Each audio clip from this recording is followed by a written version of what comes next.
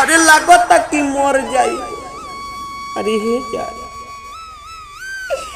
अरे लागता कि मर जाई।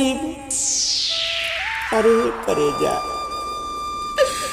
अरे लागता कि मर जाई। तोहर दिहाली गम के प्रेशर से। अरे लागता कि मर जाई। तोहर दिहाली गम के प्रेशर से। अरे हे जान, अरे हे करेजा, तू छोड़ के चल जइबू। अरे तू छोड़ के चल जइबू यही चैत में। अरे तू छोड़ के चल जइबू यही चैत में। अरे तो ले जा दिल, दबा दिया गहूँ के साथे थलेसर में। हेलो दोस्तों, आप सभी को बहुत बहुत स्वागत है हमारे न्यू जख्मी दिल शायरी वीडियो में। तो आज हम आप सभी के लिए लेकर आए हैं न्यू चैत का जख्मी दिल शायरी वीडियो।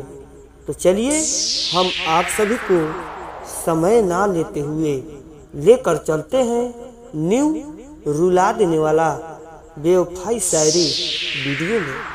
तो अगर हमारा शायरी अच्छा लगे तो मेरे वीडियो को लाइक और चैनल को सब्सक्राइब, साथ में बेल आइकन घंटी दाबकर प्रेस जरूर कीजिएगा, ताकि कोई भी मैं नया शायरी वीडियो डालूं तो आप सभी के पास नोटिफिकेशन जरूर गिरे। तो चलिए फाइनली हम आप सभी को समय ना लेते हुए लेकर चलते हैं न्यू दर्द वाला शायरी वीडियो में। रेडी 1 2 शो। अरे लागता कि मर जाई। अरे हे यार, अरे लागता कि मर जाई। अरे करे जा, अरे लागता कि मर जाई। तोहर दिहाली गम के प्रेशर से। अरे लागता कि मर जाई। तोहर दिहाली गम के प्रेशर से। अरे हे जान, अरे हे करेजा, तू छोड़ के चल जइबू। अरे तू छोड़ के चल जइबू यही चैत में। अरे तू छोड़ के चल जइबू यही चैत में। अरे तो ले जा दिल, दबा दिया गहूँ के साथे थलेसर में। अरे हे जान, अरे यही चैत में हमके तू रुला देबू का। अरे तोहे दिल देके, अरे हे जान, अरे तोहे दिल देके हार गईनी। अरे दर्द उठा टाटे सीना में। अरे करेजा, अरे दिल देके हार गईनी।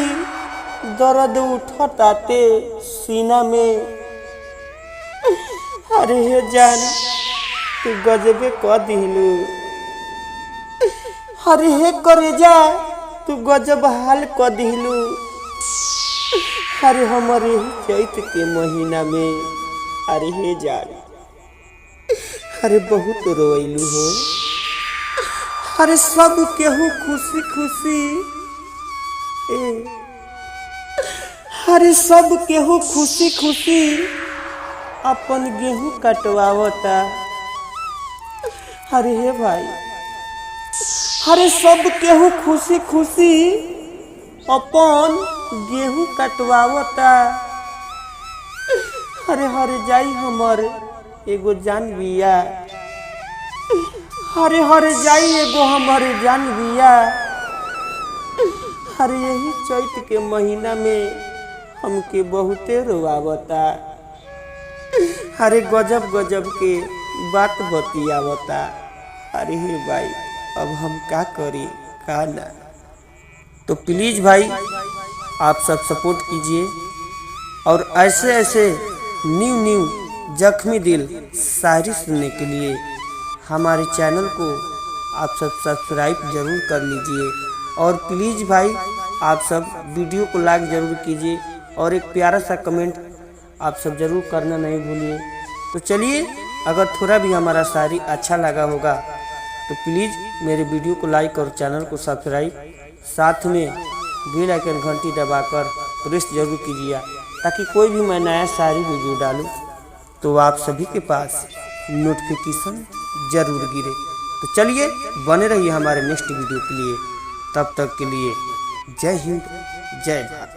हम फिर से लेकर आएंगे ऐसे रुला देने वाला शायरी वीडियो।